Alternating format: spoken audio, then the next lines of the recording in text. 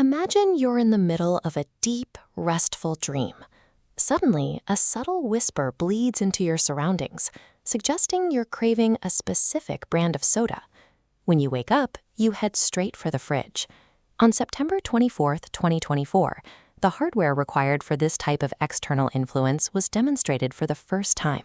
A sleep technology company called REM Space reported the first two-way message exchange between two people who were entirely asleep. The researchers pulled this off by remotely monitoring volunteers using EEG sensors running at 256 Hz to confirm they were deep in REM sleep.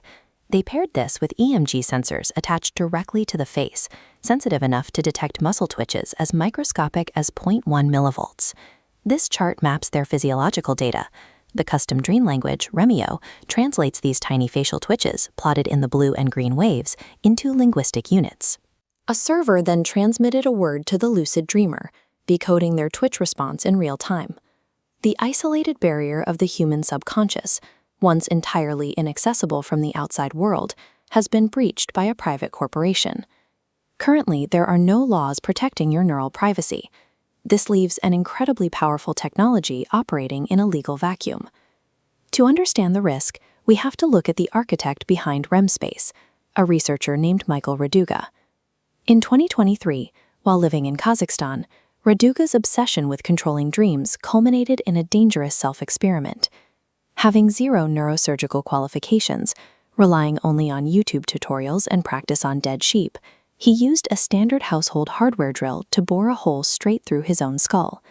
His goal was to implant an experimental electrical chip directly into his own motor cortex to influence brain activity during sleep. The amateur procedure resulted in the loss of a liter of blood, immediate emergency hospitalization, and severe condemnation from mainstream scientists.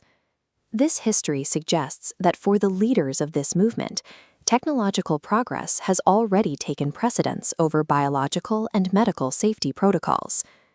To execute a targeted commercial influence on the mind, researchers only need to target one specific biological environment: rapid eye movement, or REM sleep. When you enter REM sleep, your brain is highly active, but your conscious defense mechanisms are inactive. This renders the mind highly suggestible to external inputs. In the Remio experiment, researchers accessed this state using specialized headwear. They delivered audio through infrasonic earbuds operating at frequencies under 20 Hz. By keeping the audio cues at such low frequencies, the sound bypasses your brain's natural auditory wake triggers. The external data enters the brain at the exact moment the conscious mind is unable to filter or reject the input. Infrasonic audio creates a direct pathway to the subconscious, allowing external signals to penetrate the brain's processing centers while the subject is entirely defenseless. The creators of this technology are already looking toward commercial applications. Raduga has openly discussed selling advertising space inside the dream state to major corporations. If this moves into the mainstream, ad networks could utilize sleep headwear to inject targeted consumer signals directly into a user's subconscious mind. While you sleep, the hardware could whisper specific brand names or trigger a craving for a certain food product, ensuring you experience a vivid dream about that brand. This transcends traditional advertising. It is the non-consensual programming of human desire. Beyond the manipulation of your purchasing habits, the biological toll of disrupting sleep for commercial gain would be severe. Your brain relies on long, uninterrupted cycles of REM sleep to regulate your emotions and consolidate deep memories from the day.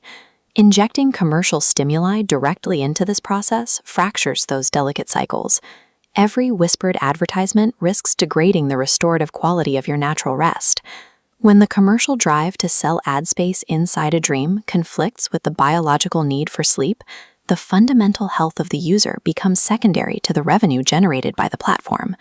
To block the commercialization of sleep, we need to enact a preemptive ethical framework before these devices reach the consumer market. The first step is a Subconscious Data Act.